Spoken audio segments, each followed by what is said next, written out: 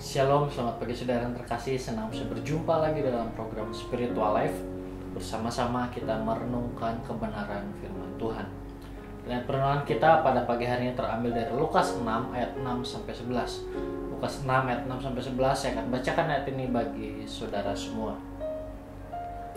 Yesus menyembuhkan orang pada hari Sabat. Pada suatu hari Sabat lain, Yesus masuk ke dalam rumah ibadat lalu mengajar. Di situ ada seorang yang mati tangan kanannya. Ahli-ahli Taurat dan orang-orang Farisi mengamat-amati Yesus kalau ia menyembuhkan orang pada hari Sabat supaya mereka dapat alasan untuk mempersalahkan dia. Tetapi ia mengetahui pikiran mereka lalu berkata kepada orang yang mati tangannya itu, "Bangunlah dan berdirilah di tengah." Maka bangunlah orang itu dan berdiri. Lalu Yesus berkata kepada mereka, "Aku berkata kepadamu, manakah yang diperbolehkan pada hari Sabat? Berbuat baik atau berbuat jahat? Menyelamatkan nyawa orang atau membinasakannya?" Sudah itu ia memandang keliling kepada mereka semua. Lalu ia berkata kepada orang sakit itu, "Ulurkanlah tanganmu." Orang itu berbuat demikian dan sembuhlah tangannya. Maka meluaplah amarah mereka, lalu mereka berunding apakah yang akan mereka lakukan terhadap Yesus. Saudara, renungan kita hari ini menceritakan bagaimana Yesus melakukan pelayanannya pada hari Sabat. Yesus sedang mengajar di rumah ibadat dan pada saat itu ada seorang yang mati tangan kanannya. Melihat hal itu, ahli Taurat dan orang-orang Farisi mengamat-amati Yesus agar ketika Yesus menyembuhkan orang pada hari Sabat, maka ada kesempatan untuk mereka mendapatkan sebuah alasan untuk mempermasalahkan Yesus.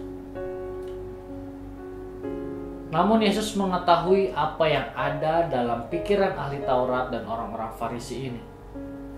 Orang yang sakit itu disuruh oleh Yesus untuk bangun dan berdiri di tengah, dan Yesus menyembuhkan orang itu. Saudara, Yesus menyembuhkan orang yang sakit itu dan memulihkan tangan kanannya dengan suatu perkataan. Meskipun ia tahu bahwa orang-orang yang membencinya bukan saja merasa tersinggung karena apa yang dia lakukan, tetapi juga memanfaatkan kesempatan itu untuk menyerang Yesus. Dan itu dapat kita lihat dalam ayat yang ke-10.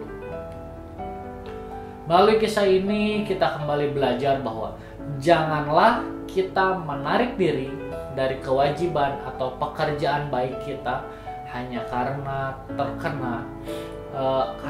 tekanan yang kita temui ketika kita akan melakukannya.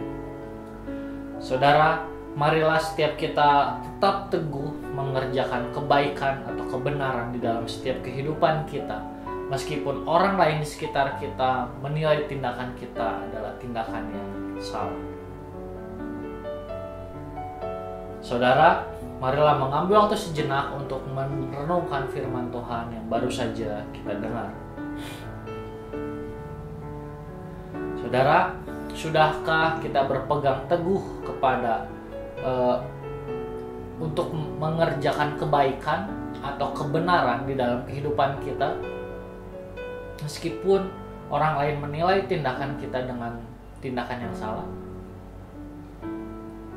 Jika belum, marilah mengambil waktu sejenak untuk mendoakan hal tersebut.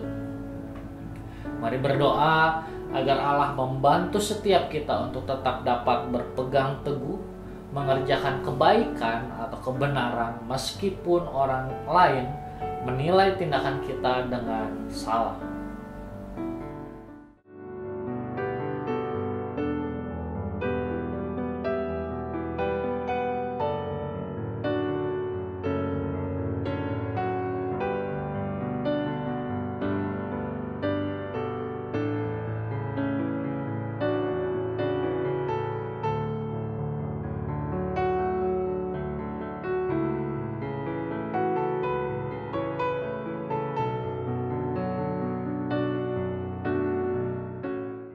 Mari kita berdoa. Tuhan, terima kasih buat firman Tuhan yang kembali datang pada setiap kami pada pagi hari ini, kembali mengajarkan kepada setiap kami untuk kami tetap melakukan pekerjaan baik, melakukan hal-hal yang benar di hadapan-Mu Tuhan, meskipun orang sekitar kami menganggap kami melakukan hal yang salah.